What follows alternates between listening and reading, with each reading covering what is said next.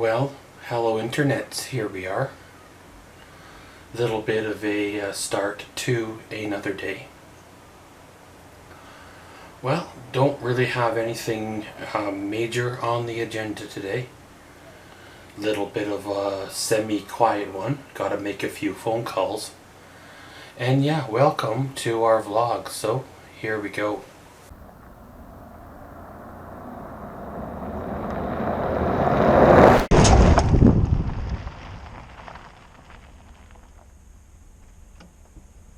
Well, I was away on my vacation. The people that bought my old home continued to work on it.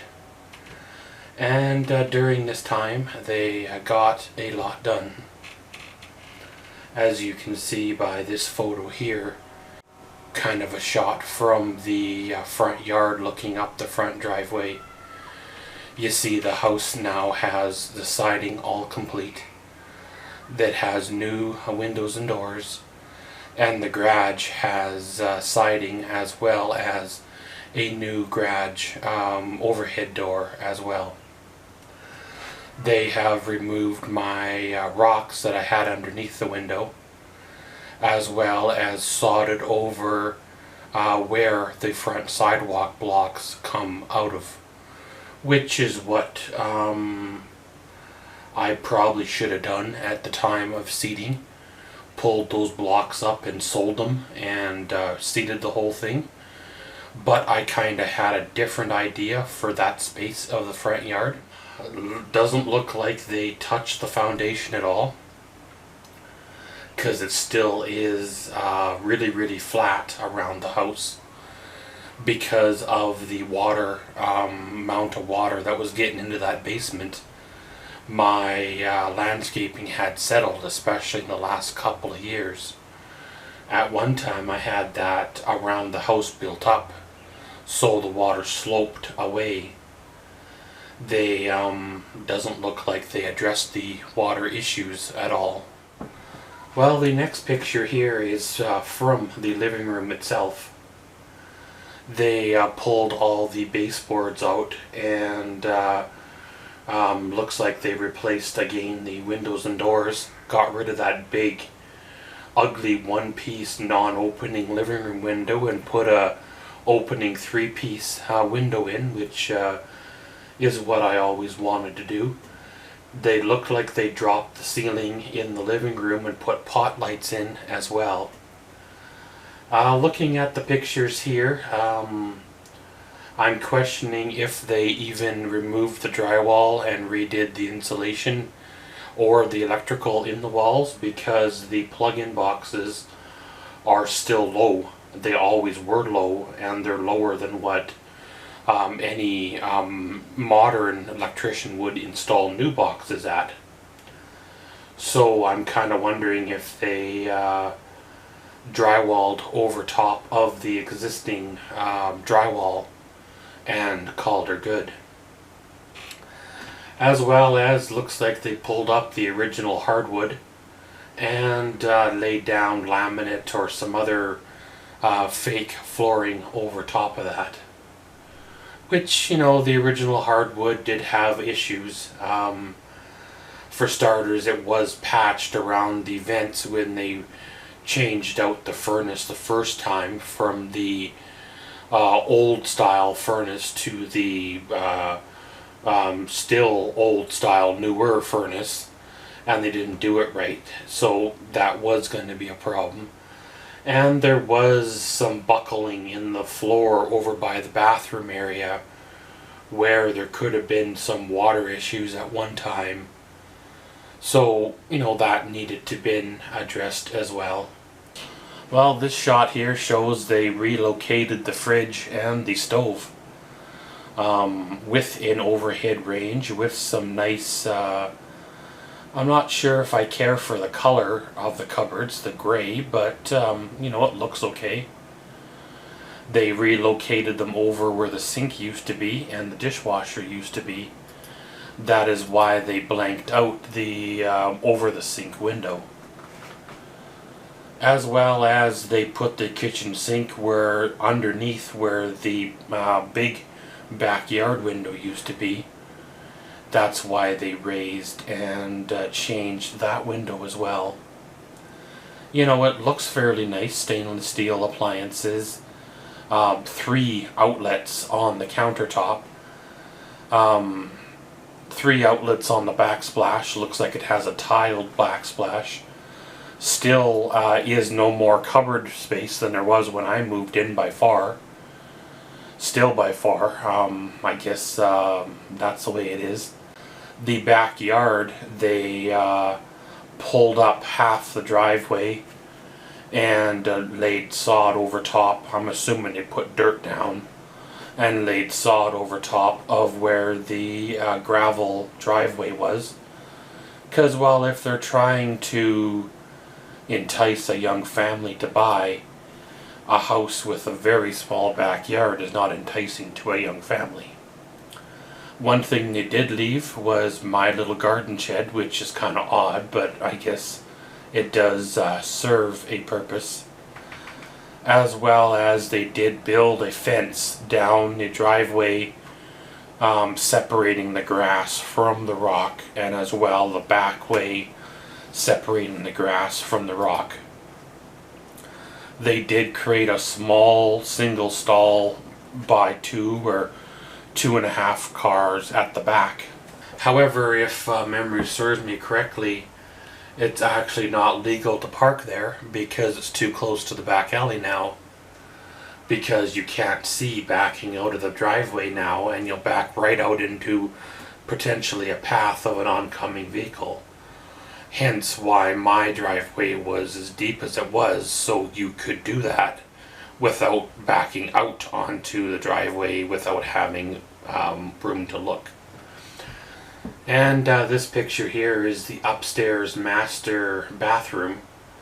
Looks like they changed out the indestructible steel tub that I had for one of those flimsy plasticky fiberglass tubs that tend to crack or get scratched real bad.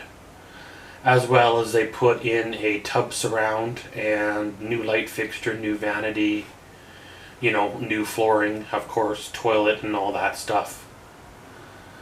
It looks fairly dark by the pictures, but at the same time, some of that could be the lighting or the paint color they chose. And in this photo here, this is what used to be my living room. Looks like they bulked out the ductwork even more. They might have had to have increased the ductwork size to code, because the ductwork that I had, or that was in that house, may not have been to code, so they may have had to have made it bigger. Because I know the HVAC guys were there for longer than the electrical people were. Looks like they got a subfloor down, as well as built a closet on the left hand side.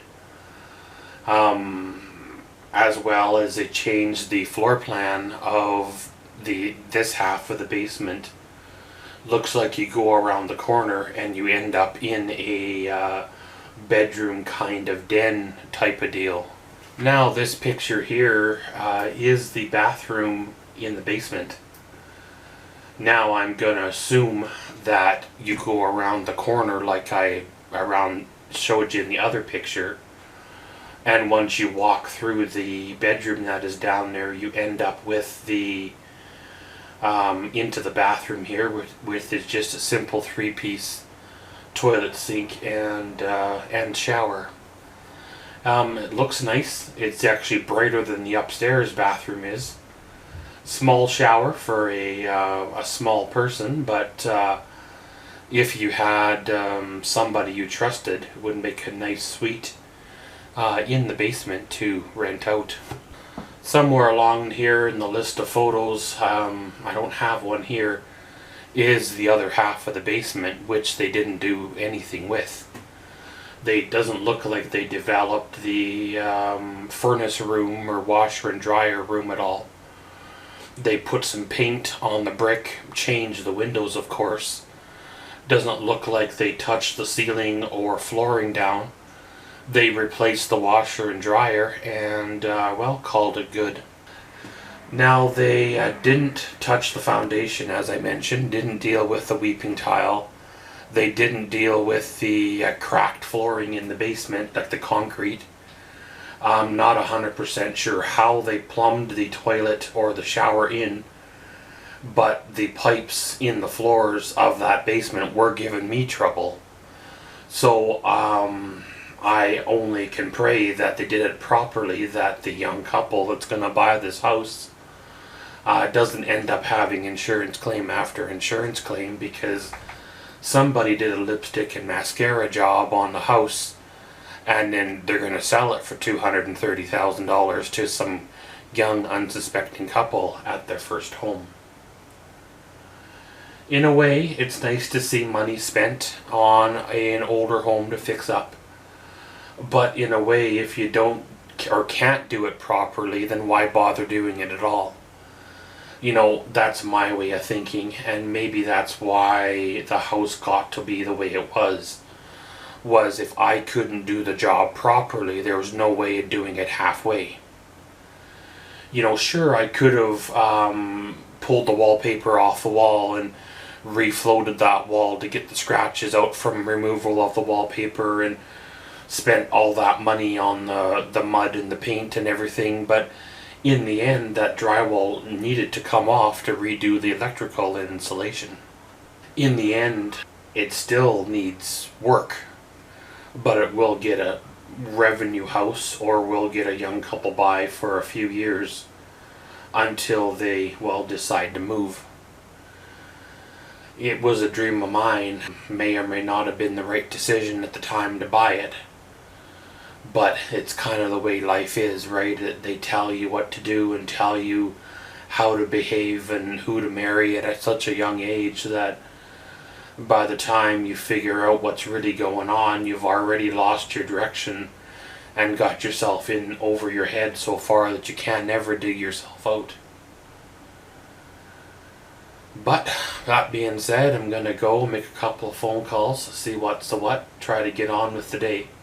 I don't know if I want to venture out today, maybe a walk in the park. I am still fighting this chest infection or whatever's going on there. It's not nowhere near as bad as it was, but at the same time it seems to be hanging on and not wanting to let go. So gonna strike out, see what's the what. We'll catch you all later. Well, hello internets, here we are. We come to the end of another day. Well, it was a okay day, I guess. There's things, again, going on that I cannot change. One being the fabrication shop seems to be taking their sweet time to finish the last, 5% of the job that they have been working through.